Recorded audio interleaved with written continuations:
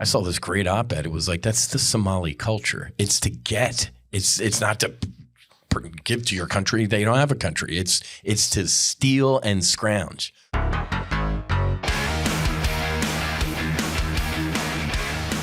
Good morning, good evening, good afternoon. Welcome aboard the Max Afterburner podcast, sponsored, powered, brought to you by the No Fallen Heroes and Sacred Warrior Fellowship universe. Happy New Year. It is a new year. I completed another trip around the sun on New Year's Eve. 50, and I made money because I thought I was 57 all year, and then my beautiful bride reminded me that I wasn't. So I think I gained a year. So yeah, Happy New Year. A lot to cover. First of all, one of the best football games I think I've seen in my life yesterday with Ole Miss and Georgia. Wow, what a game. Lane who? Just a great football game, and really looking forward to it. So Ole Miss Miami coming up at Fiesta Bowl or something like that, Arizona. So great football. I just thrilled. We were all watching last night, all with our Ole Miss gear on. Our beautiful princess will be going there next year. Really looking forward to it. So great football.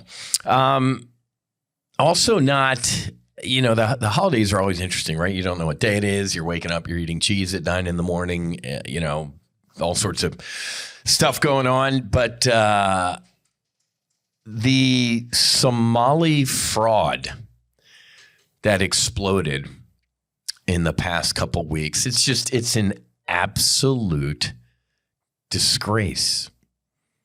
As someone who's dedicated the fourth quarter of my life, hopefully third quarter, to veterans issues, it's disgusting. I was commissioned an officer in the United States Navy in 1991, and then here comes Bill Clinton. Let's go to Somalia and try and feed people. I'm old enough to remember the bodies of U.S. Army soldiers being stripped and dragged through the streets. Tried to feed these people. They killed us. So what did Democrats do? Let's bring them into our country. 70-80% of Somalis in this country are on welfare, on government assistance. How do we have a republic where we allow you into this country and the first thing you do is you put your hand out? It's like the reverse John F. Kennedy. John F. Kennedy, ask not what your country can do for you. Ask what you can do for your country. We're lost, man. So you can set up a quote unquote daycare in Minnesota or elder care or something like that. Don't even spell the name right on the building and get millions of dollars. Whole separate conversation about why the government's involved in that at all. But the fraud is disgusting to me as a veteran. A couple weeks in front of Christmas, a veteran, I believe it was San Antonio, left the VA hospital, went to his car and put a bullet in his head. As a veteran in this country, it's a fucking court case to get benefits that are owed to you. Now, let me lead with this. Are there veterans who have fraud and benefits? Yeah. And you know what every veteran says? Prosecute them. You find out a veteran's lying and they're committing fraud, throw them in fucking jail. We'll do it. So don't start with there's probably some fraud in the VA community, veteran community. Duh. But there's also reverse fraud, like me. Did you know that healthcare at the VA is means tested? So Jeff Bezos, the richest man on the planet, or Elon Musk, depending on the stock price, will get Social Security. So we don't means test regular people, but the VA, you make too much money to get healthcare. What? Excuse me? Oh yeah, I remember that when I first got out. They're like, no, you make too much money. I barely make shit. Yeah, but we have We have a threshold. So, and then, ladies and gentlemen, trying to fight. You guys, many of you know I have horrific tinnitus. I'm sitting here right now. I have a jet engine in my head for the rest of my life. I can never sit in silence. Try meditating with a high-pitched squeal the rest of your life. Try lying in bed, staring at the ceiling, trying to sleep with a high-pitched squeal the rest of your life. I'm convinced some of my buddies who are no longer with us killed themselves because of tinnitus. One told me he could not handle it. I stood on the back of an aircraft carrier with little foamies. You guys watch Top Gun, right? The guys on the deck and the gals, they have foamies, and then they have the Mickey Mouse ears on. They wear double hearing protection, and they have hearing issues. LSOs, what I did, no hearing protection other than the foamies. Why? We had to hear the engines. Somebody taking some power off, somebody adding some power. It's supposed to be like an automatic 10% disability for hearing loss for LSOs. The VA to me, denied. What? Oh, Whiz, no. You have to get a VA attorney. I have to get a what? A VA attorney? There's attorneys who specialize in fighting the VA? Yeah. So you get a VA attorney. What? And then, no, you're going to get denied like 2-3 times. Like on the fourth time, like when you appeal, usually it's the fourth. I'm like, are you fucking kidding me? I stop. VA attorney? I don't have the I'm like, I don't need. It was a matter of principle for me. It wasn't the money. It wasn't the benefits. It was the initial no. I'm like, what the fuck you mean no? So when I see Somalis who hate this country opening up fraudulent daycares and getting millions of dollars, I can't even tell you how hot I am. You probably, if you know me, you know I'm so hot because I'm actually calm right now. That's how you know I'm in uber, uncharted anger territory. And I speak for a lot of fucking people right now. People that don't speak English, that hate this country, that hate you and what you stand for, getting millions of dollars. The fraud is in the billions, you know, and we're talking about one state. I've already seen it. Thank God for Elon Musk. Thank God Elon Musk bought X, or we'd never know any of this stuff. Could you imagine if Waltz, the governor of Minnesota, who should be in handcuffs right now, if he was the vice president? The scale of the fraud is insane. It's not just Minnesota, folks. I'm already seeing on X people running around with their iPhones in Ohio. Gavin Newsom in California, the fraud, it's insane. So as a veteran, it makes me physically ill that people can come into this country and commit this scale of fraud. The fraud didn't happen in a vacuum. These people don't approve their own frauds. There are people in government. Oh, and by the way, they crunched the data, $35 million in donations from these daycare centers and senior or living facilities. $35 million in donations to Democrats. They're part of the fraud. Why the fuck do you need to make political donations as a daycare or an elder care? It's insane. Our founding fathers fought a war for a 2% tax on tea. And here we are. You're going to work until mid-April or May for the government, folks. There's a white-hot anger, and it's at Republicans, too. I've had it. Go to my X account, man, Whiz NFH. Whiz No Fallen Heroes, Whiz FNH. I am calling these fucking Republicans out. The Oversight Committee. We're going to demand hearings. We don't care.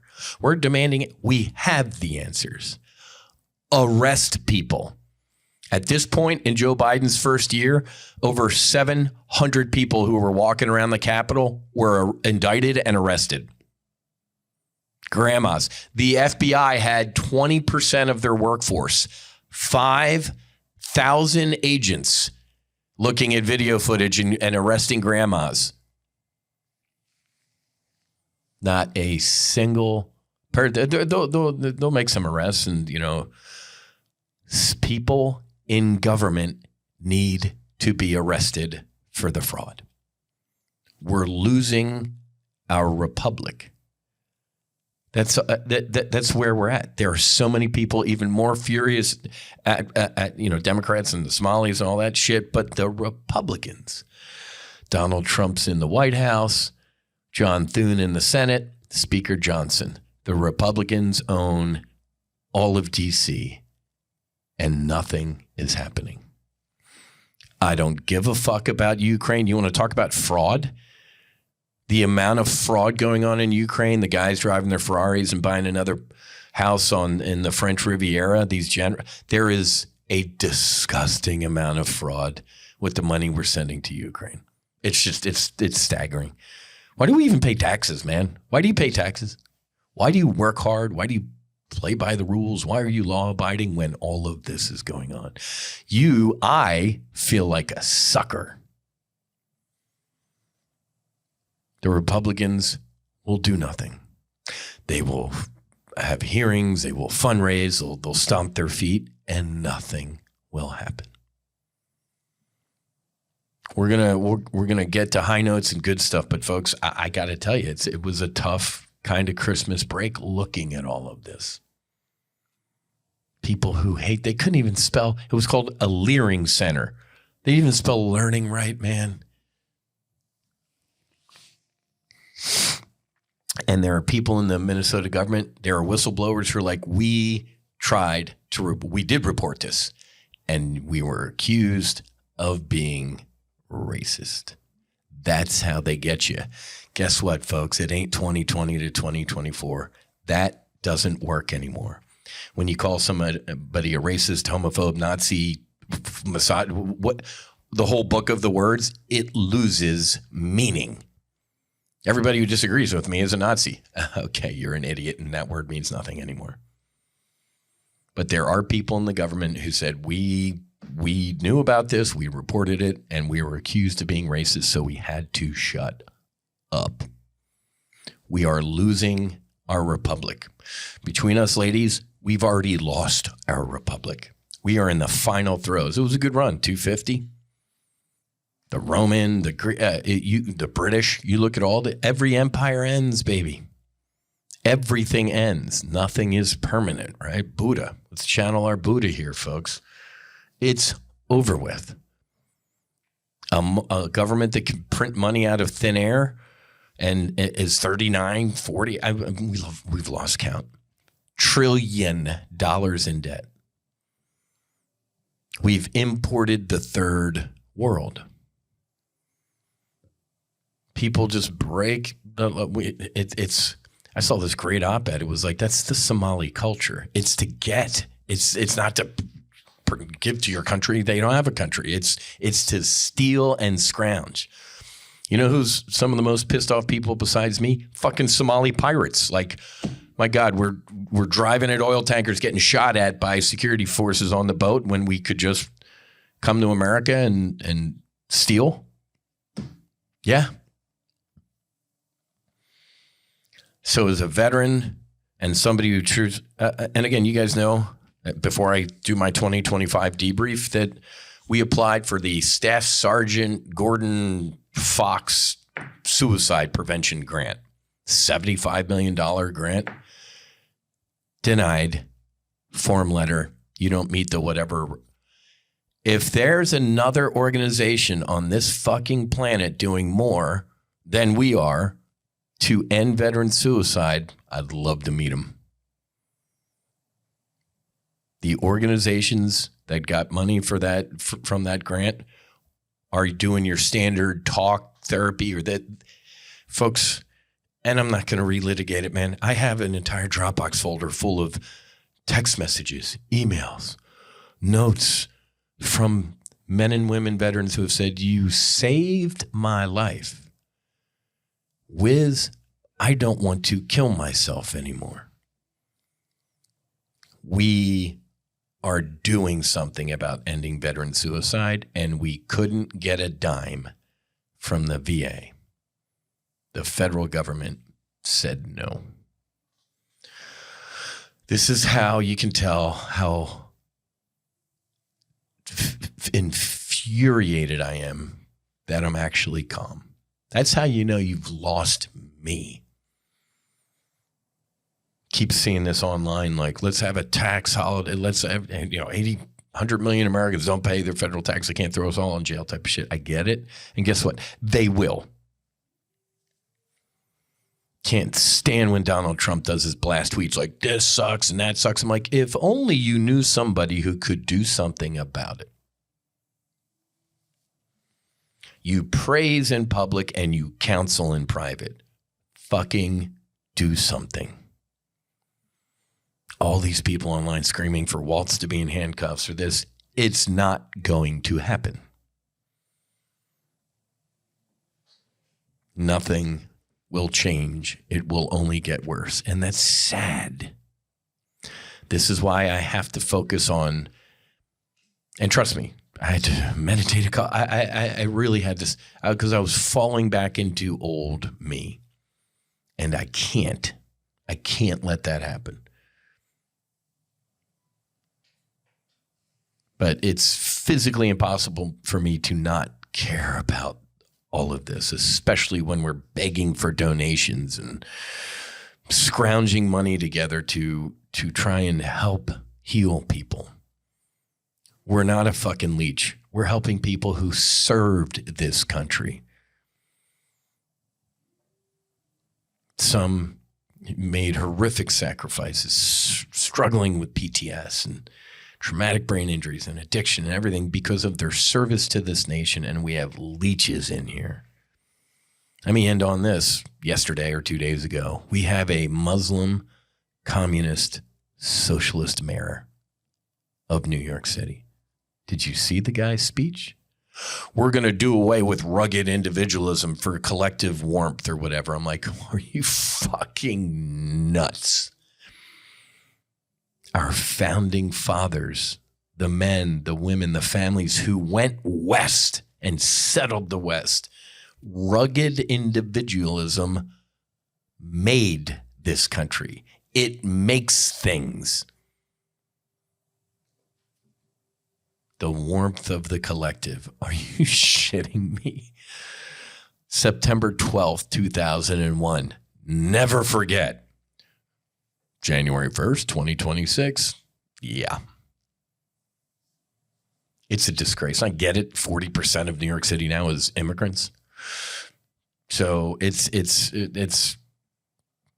I talked to my sister the other day. They're house hunting down here between Boca and Palm Beach. Why? Because they make an amount of money living in New York City where they're going to get taxed because they make that amount of money. It's insane. It's great for my home value here in Boca Raton, but it's just same thing's going on in California, a ballot measure to tax billionaires or whatever. And they're all like, we're leaving. Thank God I live in the free state of Florida. Texas, Florida are the rally spots. It's just so dumb. People are so stupid. Again, many of these politicians, AOC, right, never started anything, never started a business, never went without pay for 3 months to pay the employees or lived off credit cards. Like I always ask these people and I never get a good answer. You ever get a job from a poor person? It's a legitimate question. You ever get a job from a poor person? There has to be people who take a risk, use their own money, start something, and they're not allowed to enjoy the fruits of that labor. Just it's awful. We really are past the point of a breakup. Like, Seattle and all these cities, and that we're a sanctuary city, and I don't even know what the fact that the president and we're not arresting people for violating federal law. It's a disgrace. You see that judge lady that smuggled an illegal immigrant out of her courtroom to hide him from, she actually got convicted on one of the counts, which is fantastic. But it's this heavy feeling. And I want to ditch it after this podcast and rise for 2026 because we have a lot of good coming. But man, what a heavy time around Christmas. A veteran killing himself and then in a VA parking lot and just finding out about it's not finding out. I know all of these things intuitively. We all know it, but it feels like a breaking point that even Republican supporters are over it, over the theater, over the strongly worded letters, and we demand answers. We're fucking way past that, man. We used to tar and feather government officials back in the day. And here we are. It's embarrassing. And then to have the mayor of the largest city in the country be a Muslim communist socialist who wants to do away with rugged individualism. Again, John F. Kennedy. John F. Kennedy would be a radical Republican today based on his beliefs. But anyway, other than that, Mrs. Lincoln, how was the play? There is good in the world. I'm trying my best. My family is, the organizations, we're trying. And after all this heaviness, trust me, I need to get centered because I just feel completely out of alignment. Because it's just so frustrating. I have veterans who can't even afford to, the church membership fee. So we'll spot you that. Just so you're legally a church member. It's insane to see some of these heroes and the conditions of their life, and then to see these Somalis driving their Range Rovers to their Leering Center.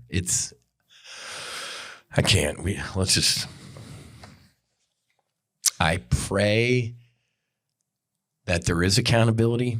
I pray that we clean this stuff up. Wonder how much we reduce the deficit each year if we actually, if it was disinfected. We stop. Thank God the Trump administration has done something like, all right, all the faucets are turned off until you prove that it's not being used for fraudulent purposes. And people are clapping that. I'm like, hold on. It's not that way now. We just give out blank checks. And then when we discover there's fraud, we stop. How about you do that with the veteran community? How about you go, Whiz, you were an LSO. Here's pictures of me on the back of an aircraft carrier. How about you give me what I'm owed? And then if you find out later I'm committing fraud, throw me in jail for life. We treat enemies of this country better than we treat our heroes. Period. I tagged the VA secretary on a couple posts, never heard a word. So let me give you my 2025 debrief, right? At the end of each year, I debrief, man. I take these weeks and what worked, what didn't, what can I do better next year? It's kind of a sacred time for me. And then obviously at the end of the year, I debrief the foundation and come out with our annual report that we're going to work on, get our financials together. Obviously all our financials are public. You can go look at everything, and we're not like other so-called veteran nonprofits who you go look at their website and their last financials are from like 2021 or something. That's pretty interesting, but whatever. All right, so let me read it because I actually took some time to do all of this stuff. And then we'll talk 2026 stuff, okay? 2025 Commanding Officer's Letter. As we close out 2025, I want to pause, debrief, and reflect on a year that was both demanding and consequential for the No Fallen Heroes Foundation. It was a year of advocacy, action, and alignment. I felt that, man. It's a good sentence, Whiz. A year where conversations that once lived in the shadows finally moved into the light. And a year where our mission to help veterans, first responders, and their families return home to themselves gained undeniable momentum. It was also a year of a reminder of why this work exists and why it must continue. What follows is a year-end debrief across the major lanes of effort that defined 2025. Advocacy, policy, and national momentum.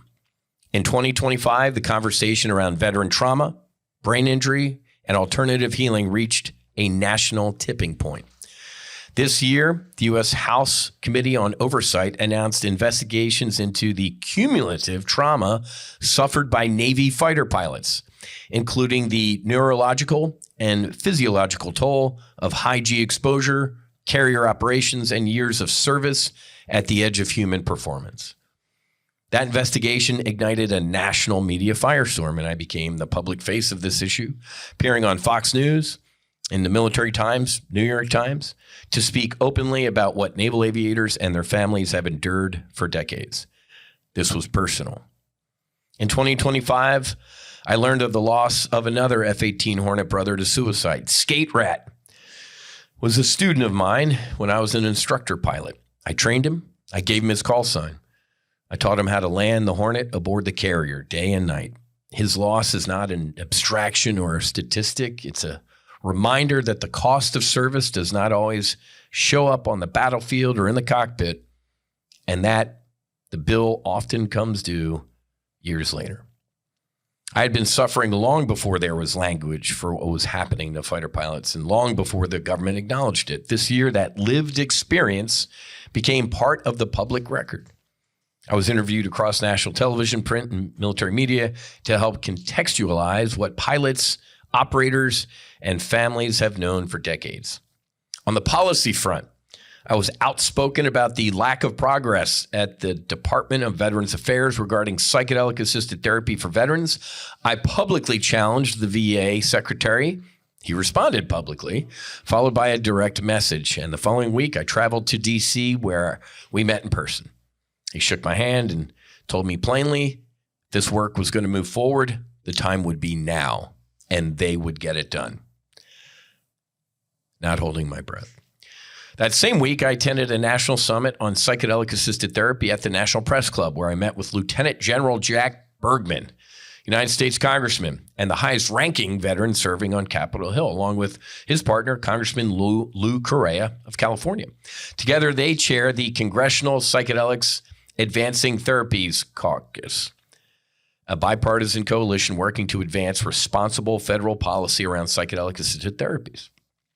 Throughout the year, national momentum continued to build. In June, RFK Jr. publicly stated that he wanted psychedelics in the hands of veterans within the next 12 months. Clock is ticking. The FDA commissioner likewise identified psychedelic-assisted therapies as a top federal priority. Senior political leaders publicly stated their desire to see psychedelic therapies made available to veterans. Federal regulators identified these treatments as a priority. Later in the year, cannabis was rescheduled at the federal level, a move widely viewed as paving the way for broader reform around psychedelic compounds. My advocacy also brought me to Harvard Law School, where I spoke not only about psychedelics for veterans, but about their role as legitimate spiritual tools for healing, conscience, and reintegration. That work later took me to Houston for an Americans for Ibogaine event, where I stood alongside fellow veterans and national leaders. Federal funding, accountability, and the reality on the ground. In 2025, No Fallen Heroes applied for the Staff Sergeant Gordon Parker Fox Suicide Prevention Grant, a federal program with tens of millions of dollars earmarked for nonprofits working to reduce veteran suicide. We devoted days of work, documentation, and outcomes-based reporting to this application. We were denied with a form letter. No explanation, no engagement, no acknowledgement of our proven results. Given the current federal classification of psychedelic-assisted therapies as a Schedule I, I'm going to assume that our denial was not based on a lack of impact, but on outdated policy that has not yet caught up to reality. That denial highlights a hard truth. While government systems debate, delay, and defer, No Fallen Heroes Foundation is actively ending veteran suicide. This year, not a single grant recipient said their experience was a waste of time or that they were worse off afterward. Every single participant described their experience as transformational. Many told us it saved or changed their life. Many told us it gave them their life back. We regularly heard from spouses, parents, and loved ones who thanked us for giving them their hero back. I shared this publicly on social media because transparency matters. If there's another organization doing more to directly and measurably reduce veteran suicide, we welcome the conversation. We stand firmly in our truth. We are doing the work, even if government is not yet fully recognizing it. Sacred Warrior Fellowship, Faith and Constitutional Freedom. In 2025, it became clear that healing is not only critical, it's spiritual.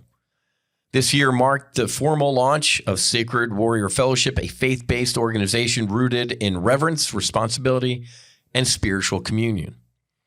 I served this country for 15 years, protecting and defending the Constitution of the United States. Today, through Sacred Warrior Fellowship, we are exercising the very freedoms we once stood watch over. The First Amendment guarantees the free exercise of religion, and the Religious Freedom Restoration Act protects sincere religious practice from undue government burden. Would it burden the government to go look into fraud? The work Sacred Warrior Fellowship does is legal, constitutional, and deeply American. It makes profound sense that the men and women who have spent their lives defending the Constitution, enforcing our laws, and protecting our communities are now exercising those same freedoms in pursuit of healing, conscience, and communion with God. The collaboration between No Fallen Heroes and Sacred Warrior Fellowship exists fully within the bounds of the law, honors the Constitution, and reflects the highest ideas of religious liberty and personal responsibility. What a concept. Personal responsibility. Practically speaking, Sacred Warrior Fellowship also ensures continuity of care. When foundation resources are stretched or donations are falling short, the church simply steps in to cover operations. No one is ever priced out of healing or sacramental communion. Sacred Warrior Fellowship exists to provide when the foundation needs support, ensuring access, dignity, and faith-centered care remain uninterrupted. The church eats it, folks. That's what we're there to do, man, to help people heal and reconnect with the divine within, with God. Operations, retreats, and direct impact. Operationally, 2025 was our strongest year to date. We conducted healing retreats in Oregon, Colorado, Oklahoma, and Mexico, and obviously Florida.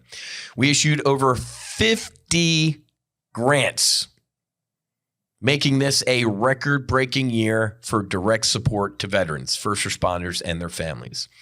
We expanded strategic partnerships across the veteran and first responder ecosystem, reinforcing our belief in collaboration, not competition, is how this work moves forward.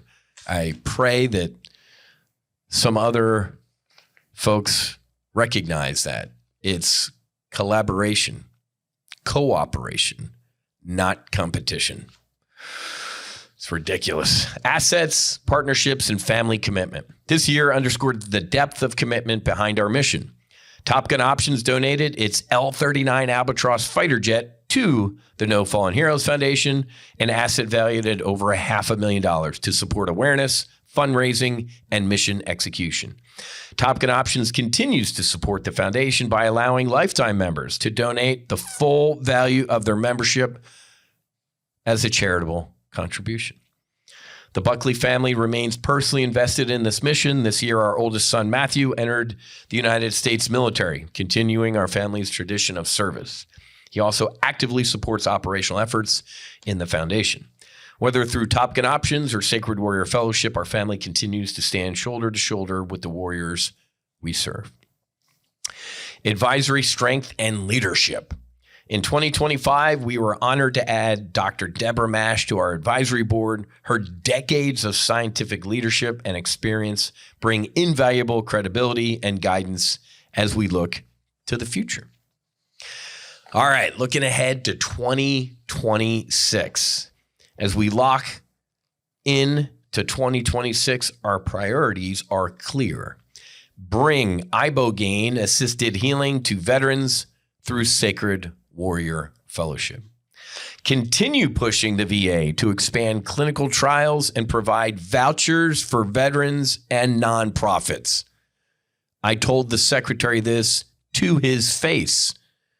If a veteran comes out of pocket for this healing or a nonprofit, cut him a check, man. A voucher. Send me the receipt and we'll cut you a check. It would be that fucking easy. Maybe we just moved to Minnesota and we call it a Leering Center and we could get millions to help heal our veterans. Advocate relentlessly for the rescheduling of these sacred compounds. Focus on corporate and high net worth donors to sustain operations. Host an end-of-year gala to strengthen community and long-term resilience. In closing, 2025 reminded us why this work matters. It matters because brothers like Skate Rat are still being lost. It matters because families are still searching for answers. And it matters because freedom, when exercised with responsibility and reverence, can still heal. On behalf of No Fallen Heroes Foundation, thank you for standing with us, believing in this mission, and helping us put the ladder down for those still climbing. Respectfully, me. So that was our 2025. Very powerful year. There's no way in hell you could have told me that I would have gone from laying on a bathroom floor suicidal to meeting the VA secretary to speaking at Harvard Law School, folks. I hope that gives you something to think about. If you think you're broken, if you're at the bottom of the pit, man, I promise you healing is possible. I promise you there is a way out. There is God within you. All of us have that spark of the divine, and we just need to be reminded of that. I've gone from unbelievable lows, folks, to this mission. I guarantee you healing is possible, and there's hope. When it comes to 2026, though, it's not a spiritual awakening. My 5-year anniversary is in 4 months. 4 months. It'll be 5 years since I sat with the sacrament for the first time. Called it medicine at the time. I thought that was a cool way, right? Oh, the people in this space call this medicine. Medicine for the soul. I'll call it medicine too. And then boom. It was the most spiritual, religious experience of my existence. Period. What type of compound does that? A sacrament. Communion. So here I am, going on close to year 5 of my spiritual awakening. So I want to share something with you. There were obviously, I didn't find this stuff. I wasn't the first guy. I'm not the Christopher Columbus in this space, man. There are people, I met a Navy SEAL who went like in 2018 or something like that, or 2017. I'm like, that's awesome, man. So, and again, these compounds have been used for thousands and thousands of years. So I have zero ego when it comes to, hey, I just, but here's what I want to share is my timeline. What do I mean by that?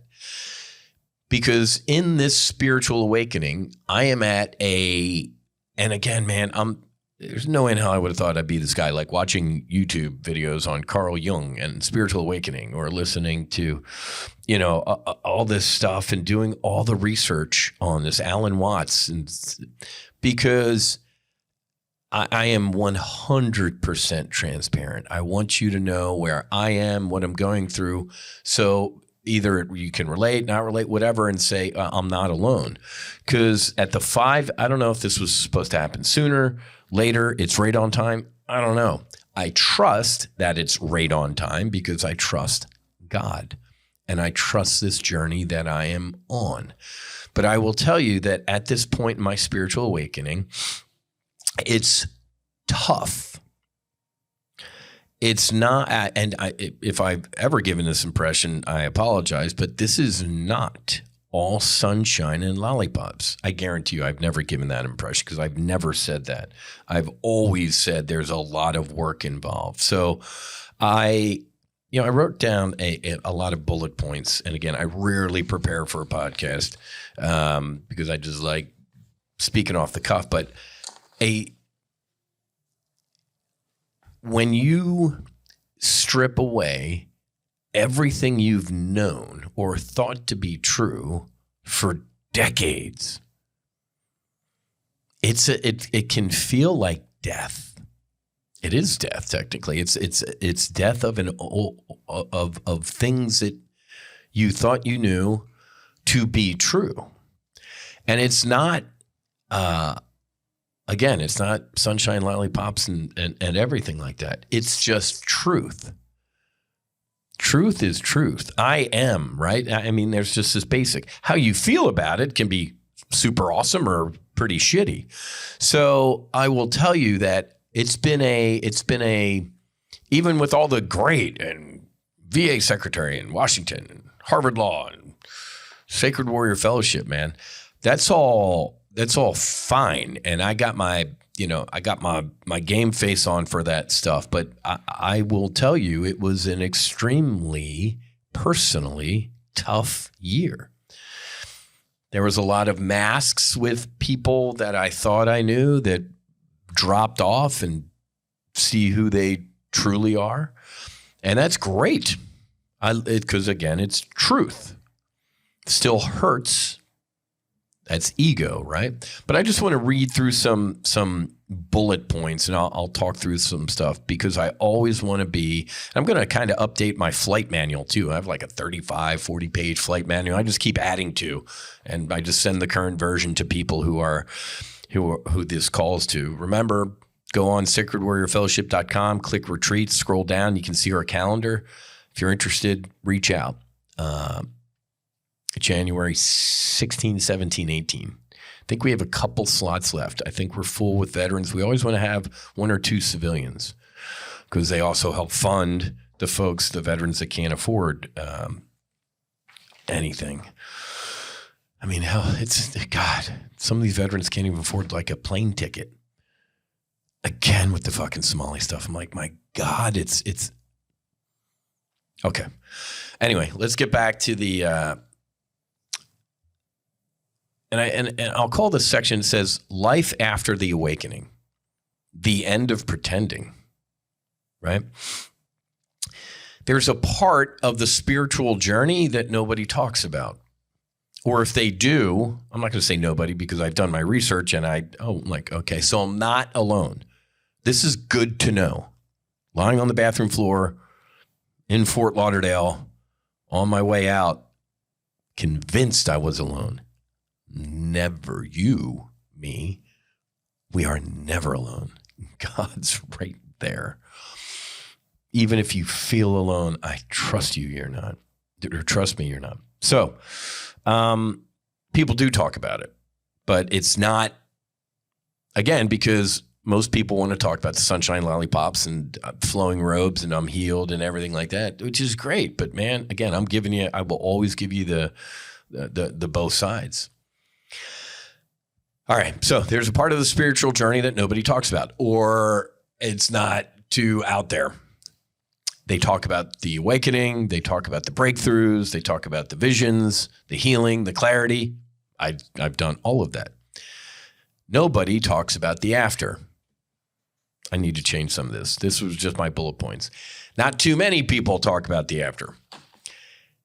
And the after, right? Because I talk about the after, right? In integration, I've told you about my 30, 60, 90 days after sitting with the Ibogaine sacrament for the first time. And so this is the after. This is why I started this with, this will be my 5-year anniversary this year, right? Not too many people talk about what happens after the ego dies and the soul hasn't fully stepped into the new identity yet. I've been there. I am there. And to be honest with you, I'm in it right now. This past chapter of my life, the one many of you have watched unfold, it's been the most dramatic transformation of my entire existence. Those are serious words, folks, and they're not enough. They could be, I can't find anything bigger than that, and those don't do it justice. I went from collapsing emotionally, spiritually, physiologically, to find the medicine, the sacrament, reconnecting with God, returning home to my family, and stepping into a mission of healing that I could have never imagined years ago. I've walked through toxic relationships, false healers, spiritual narcissists, and the kind of shame and guilt that almost took me out of this world. And the person who saved me was my wife and my children. But specifically, my wife held space when I didn't deserve it. Stayed when I couldn't even stay present with myself. Saw the man underneath the pain, and she waited for him to come home. And when I finally sat with the sacrament, I saw God. And see God, I experienced God. I saw the truth. And I saw that every false person around me fell away like snakes sliding off my legs. And then I rose. I ascended. None of that's coming from a place of ego, like I'm up and I'm looking down on people. Personally, I ascended. Just my consciousness. I aligned. How about that? I stepped into a mission, a calling, a purpose that wasn't about me anymore. A purpose about healing veterans and families and bringing people back to themselves and giving them a direct path to God. Not through institutions, not through gatekeepers, but directly. But right now, I'm in a part of the journey that not too many people warn you about. I'm telling you, I wasn't warned about it. And if I was, I either didn't listen or it wasn't stressed enough. So that's why I'm going to be the one that stresses this. What's his name? Cypher in The Matrix. This literally, the movie The Matrix is a spiritual awakening. Neo gave him a choice. You do this, you take this pill. There's no going back. And you will see truth. What do you choose? We all know what Neo chose, but what about Cypher, the traitor? I'm not going to call him a traitor because he didn't like it. He wanted to go be put back in the Matrix and put me back as a rich guy, and I don't want to remember any of this. Do you remember that? Drinking the wine and eating the steak. He's like, I know this is bullshit, but man, it's good.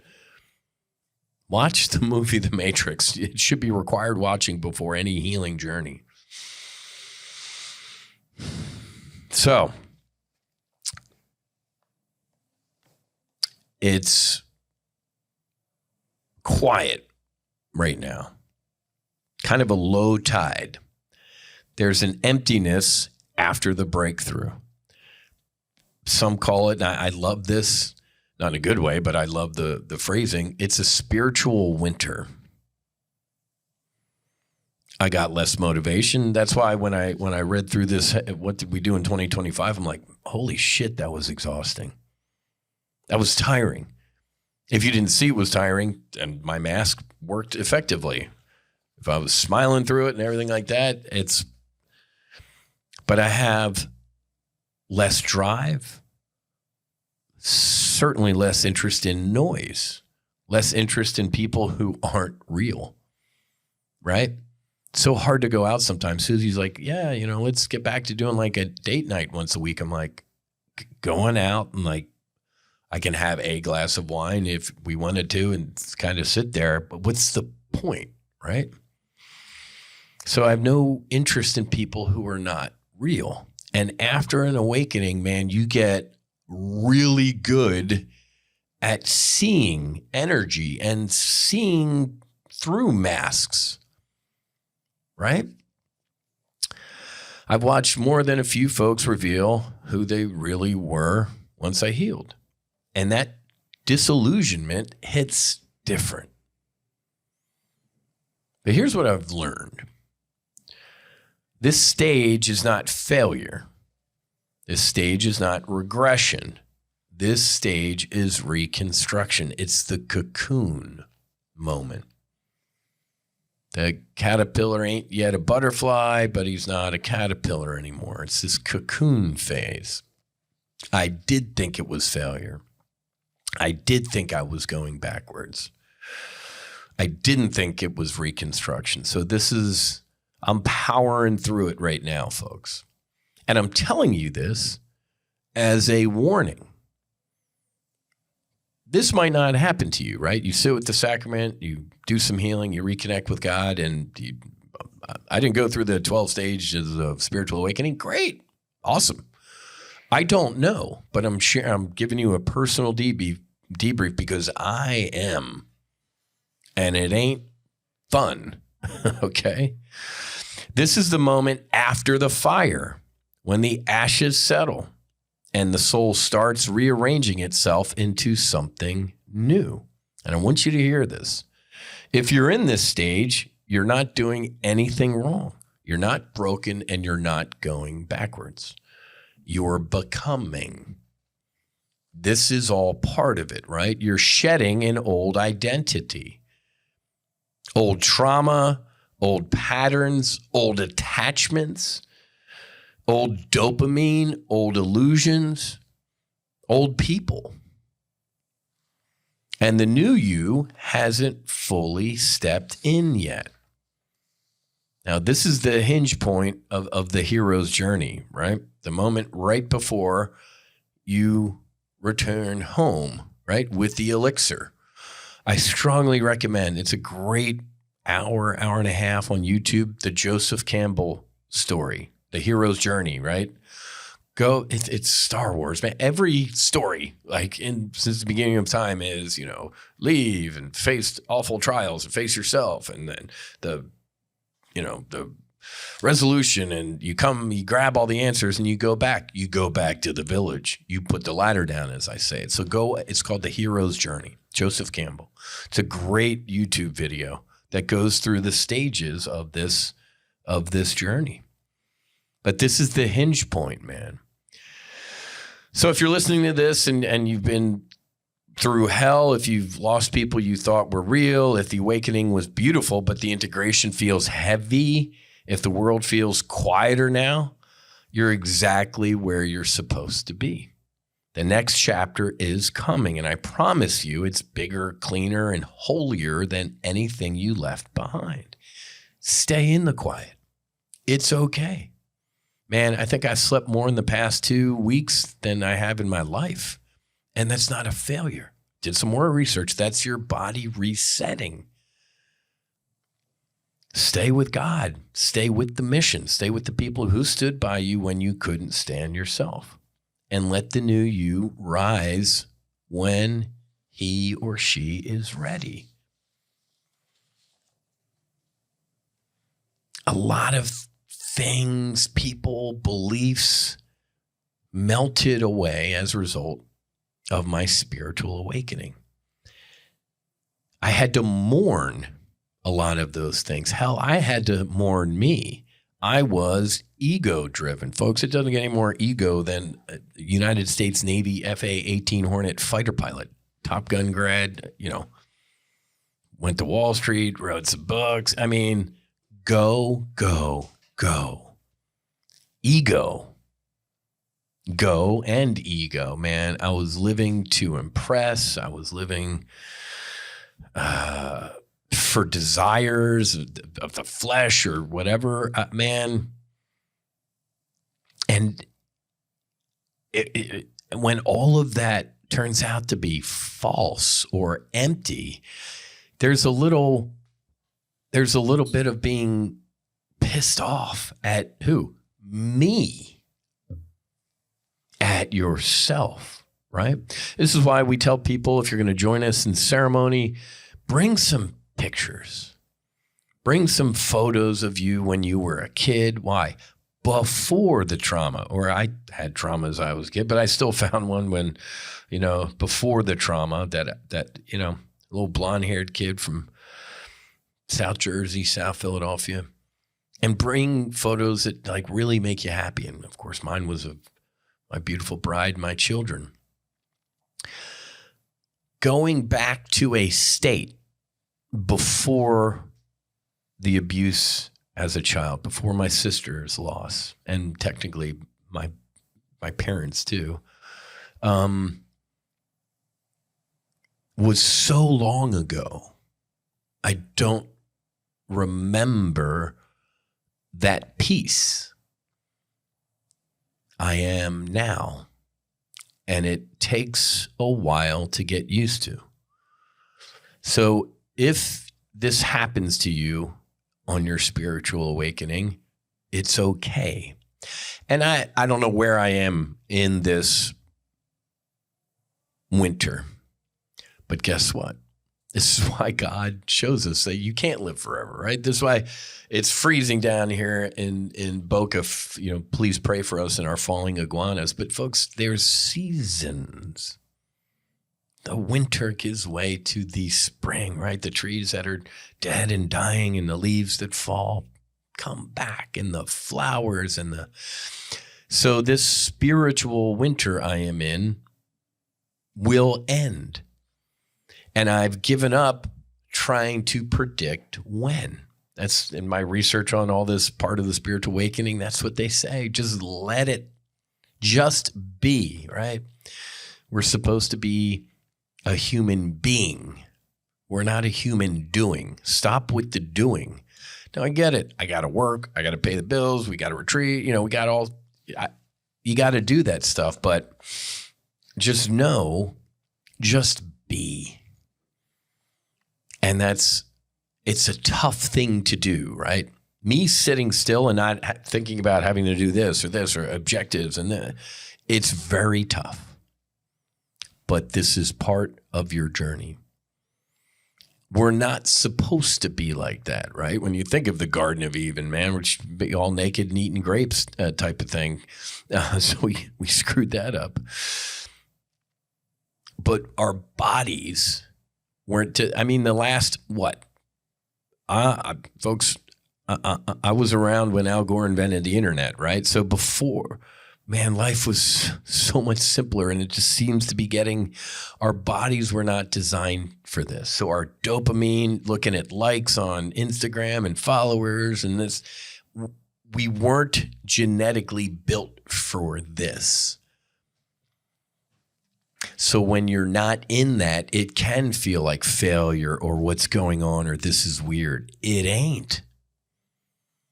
And this is, trust me, man, I still have the days I'm like, no, dude, your motivation sucks. You're a failure. You're sliding backwards. What was this healing for? And then I try not to be in that.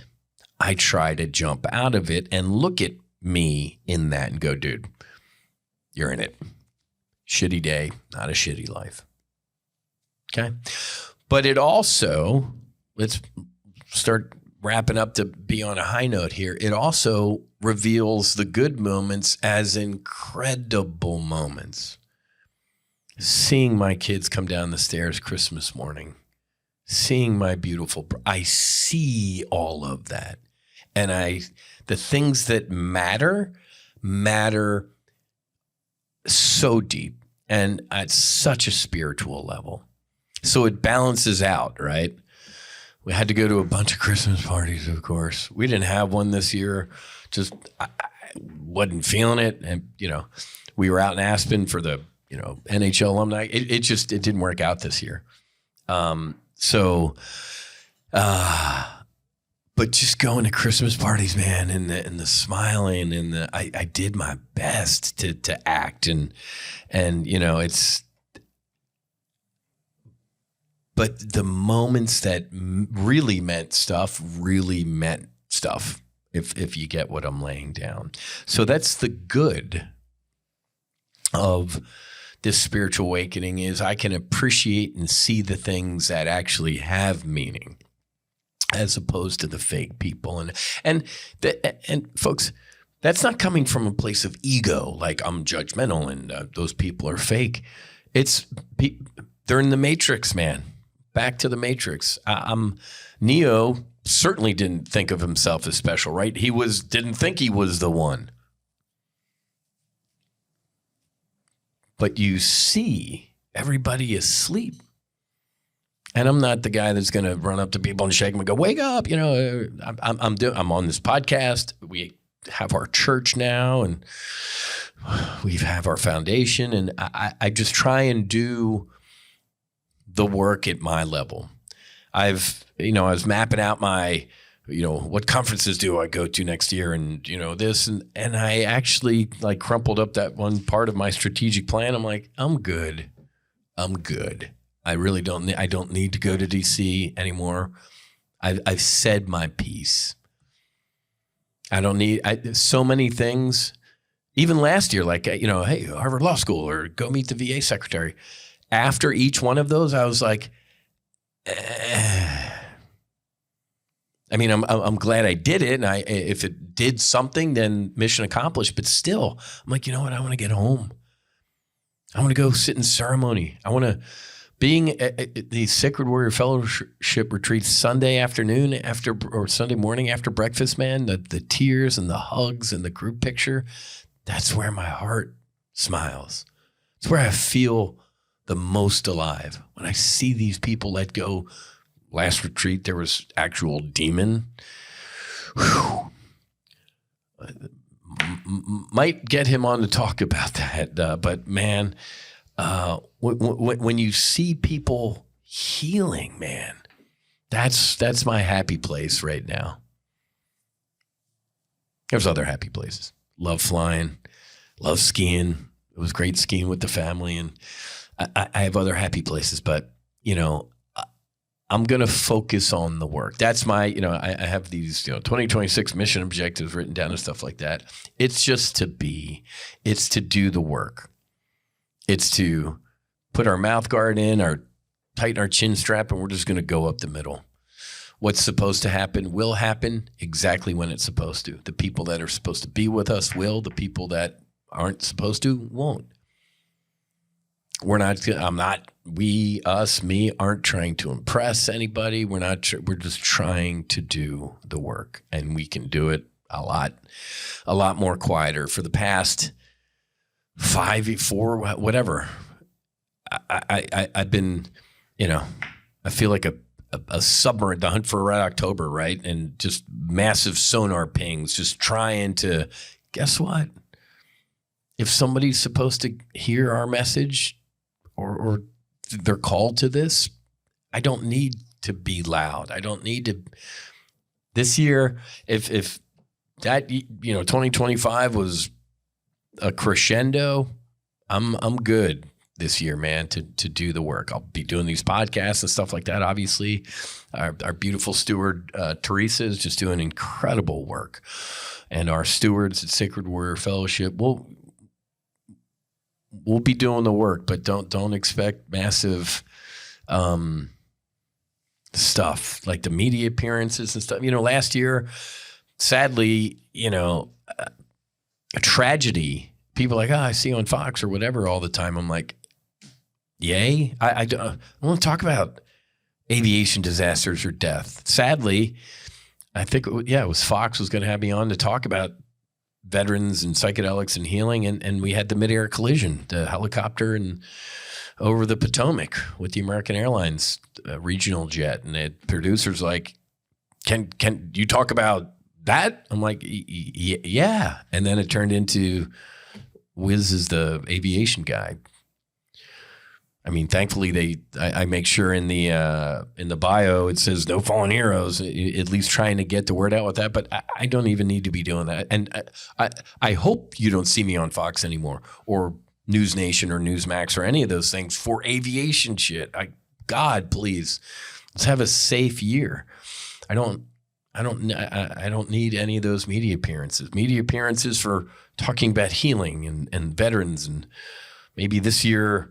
Maybe RFK, it's on my calendar, folks. When is that? June? if psychedelics aren't in the hands of veterans by June, you will see me criticizing RFK and the administration. So anyway, okay. So debriefs 2025. If the beginning of the podcast was heavy with the Somali stuff, it's heavy for me. It should be heavy for you. If you're a fucking taxpayer, you should be infuriated. If you're not, you're part of the problem. Maybe you're engaging in fraud. If this doesn't infuriate you, if you haven't called your congressman or your senator or posted something on X or tagged your, get angry with this shit, man. Maybe tell him. I know a guy who runs a veteran nonprofit who got denied funding for suicide. Maybe you do that, or maybe I'm past all that now, folks. I'm actually at calm. I'm actually like, nothing's going to change. Whiz. It doesn't matter how much wanking you do on social media. Nothing's going to happen. There'll be some hearings and you got spun up for nothing. I get it, but I'm not without ego, man. That beginning of this podcast was spun up Whiz ego moment, but I can't not. I'm not Super Joe Enlightenment. I'm not on the top of a mountain in flowing robes, folks. And I don't think I ever will be unless one day with God. And remember the Ram Dass quote: the higher I go, the more I see. The more I see, the less I know. The less I know, the more I'm free.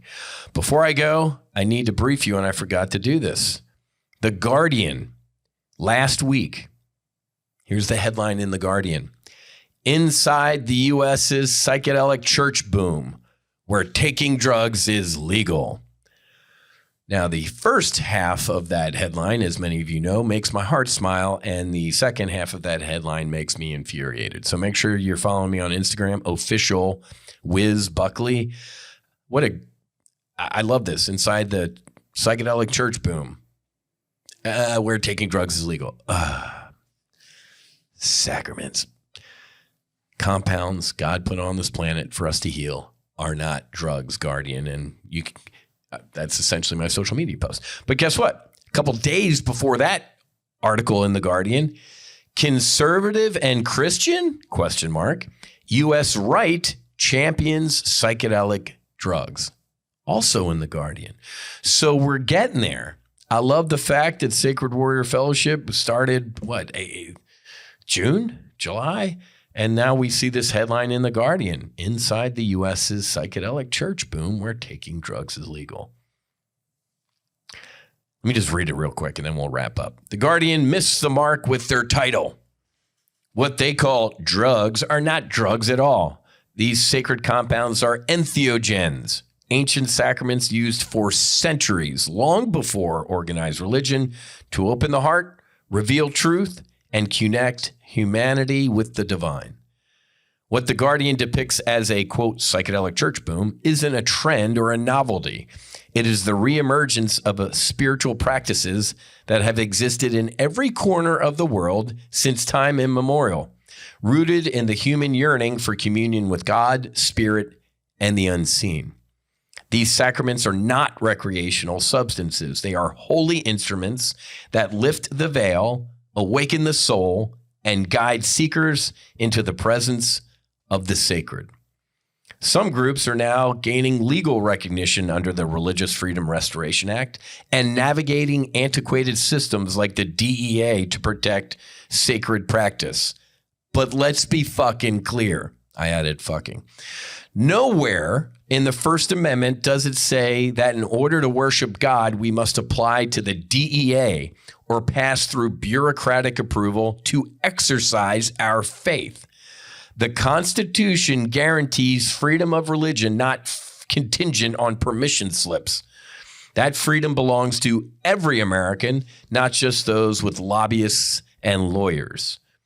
Many Sacred Warrior Fellowship members and No Fallen Heroes Foundation grant recipients, including veterans and current and former law enforcement officers, paid the price to defend the Constitution with their blood, their sacrifice, and their service. They stood on the front lines to protect the liberties that others now seek to regulate and define. Today, we are simply exercising the sacred freedoms we help preserve. Freedoms that allow us to gather to seek God in whatever holy form calls to our spirit and to follow the divine path laid before us. Entheogens are not drugs. They are bridges to transcendence, portals of remembrance, and sacred sacraments that call us home to God. Fights on, return home. Ladies and gentlemen, may God bless you, your family. May you continue to be healthy in the new year. May God guide our church and our foundation. May those who seek healing come to Sacred Warrior Fellowship. May those who have served as a veteran or a first responder or a family member go to No Fallen Heroes and join our squadron.